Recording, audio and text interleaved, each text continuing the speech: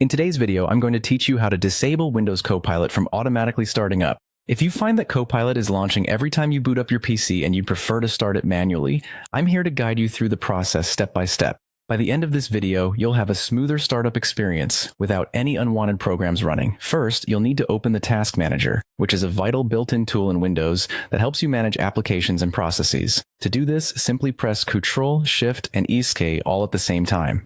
This keyboard shortcut is a quick and efficient way to access the Task Manager, bypassing the need to search through menus. Once the Task Manager window appears, you'll see several tabs at the top. You'll want to navigate over to the Startup tab. This tab lists all the applications that are set to launch when your computer boots up.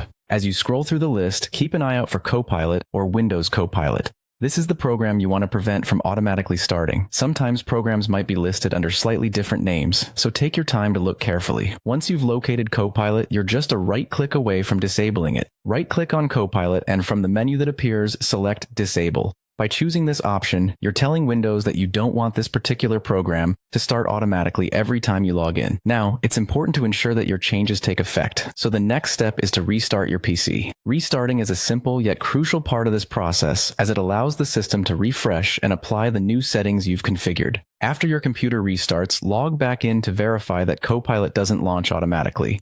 If it doesn't, congratulations, you've successfully disabled it from auto-starting. Once completed, your system should feel a bit more responsive as it won't be burdened with loading the Copilot at startup. This can lead to a quicker boot time and more immediate access to the applications you do want to use.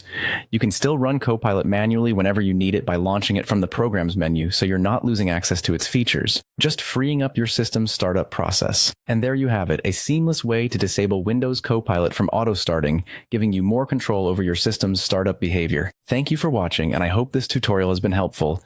If you have any more questions or need further assistance, feel free to reach out or leave a comment below.